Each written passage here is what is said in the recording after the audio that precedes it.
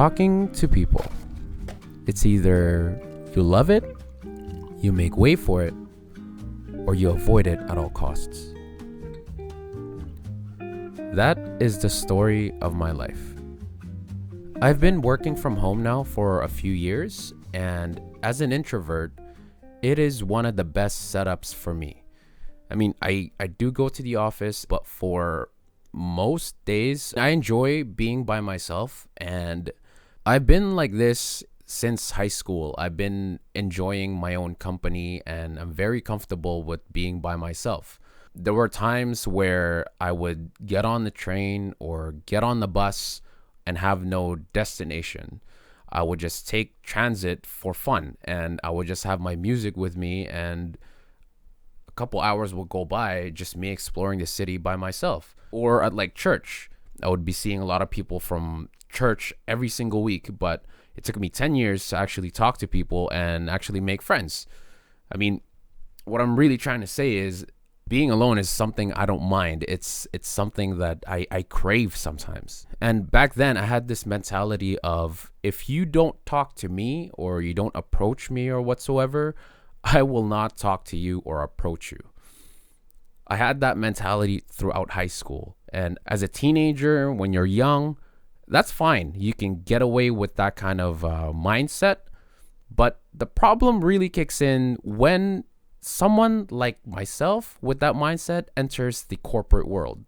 That's where it really became a problem. And let me tell you a story why.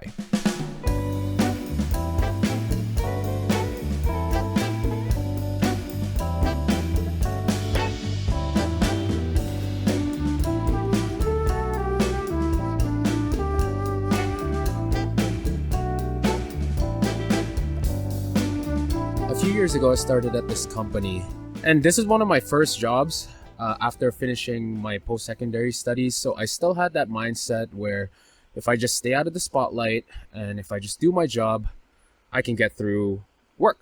At that company, whenever there's the spotlight kind of comes on me, or there's a meeting of some sort, I do my best to stay out of the spotlight.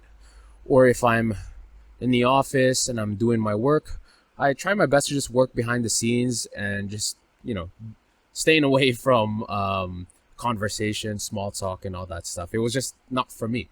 I had one coworker, let's call him Aaron, and he liked to talk. He liked to, engage with the people around us, our coworkers, our clients. He was there. He was the complete opposite of me. So we were at a year-ender event, and the whole company was celebrating the company's successes throughout the whole year. And we probably had around like 100 people in that hall. There was a DJ playing some music, people lined up getting drinks, there were people on the dance floor. And on one of the tables, Aaron and I were talking to each other, and we were talking about how we can perhaps ask for a promotion because our performance reviews were coming up. Mid-conversation, Aaron's eyes lifts up and he looks right over my shoulder. At first I thought, hey, maybe there's a server walking down behind me and he's just grabbing some finger food. But little did I know, there was someone who was about to join us at our table and start a conversation. I turned around slowly and I realized it was our CEO making his way to our table.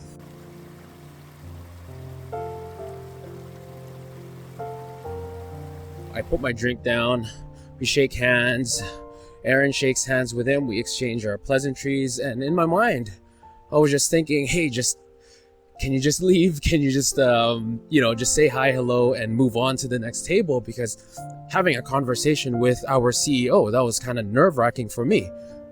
But that didn't happen. He looks at me, and the first thing he asked me about was, how's my dog doing?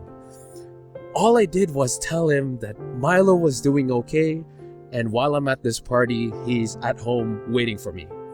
Then that's it. Complete silence right afterwards. Even in a room filled with 100 people, a DJ playing, and different conversations happening all at the same time, you could hear a pin drop in that circle that we had. The CEO was trying to engage me in a conversation, and I flat out just blanked out.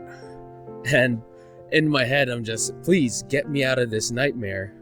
Because it was only a few seconds, but to me, it felt like a really long time. And shortly after that, Aaron changed the topic, and there was a conversation between them going on. And I spent the next 10 minutes just like a fly on the wall listening to their conversation.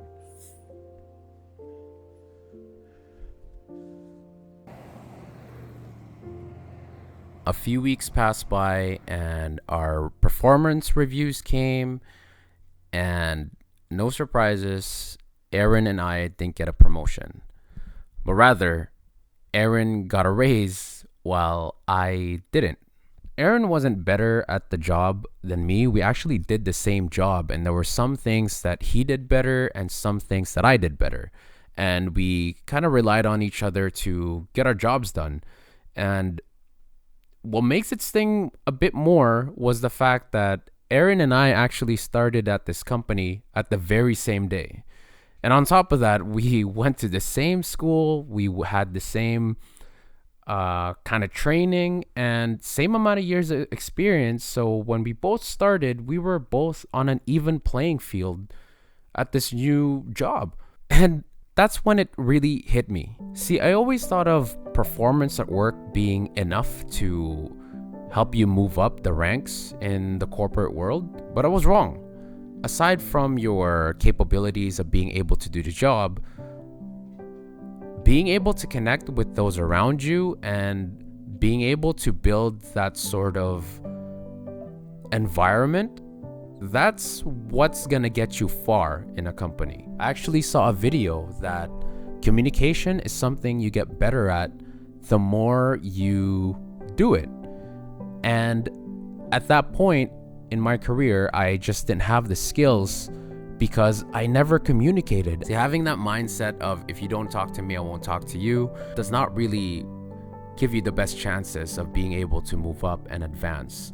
I mean, no, this doesn't mean that you have to become a social butterfly and start talking to everyone around you. You don't need to be all witty when it comes to conversations and being able to hold out conversations for a really long time, coming up with quirky and unique topics. That's none of that. I just need to communicate with my peers around me whenever that opportunity comes. I mean, I don't know how that goes because I don't have the practice. I don't have the experience of being able to handle conversations. I was so comfortable being by myself, and I thought that was the end all and be all of things. As an introvert, this is harder said than done, and I'm honestly still struggling through it. You know, it still feels cringy, awkward, and I feel stupid sometimes when I'm in these conversations, but maybe that's just all in my head. And what the most important thing is, I actually get out there and get my reps in so that I get better, as opposed to staying in my bubble and just not growing at all. My social battery still dries up, but I've come to experience that I'm a part of something, and that feels really good.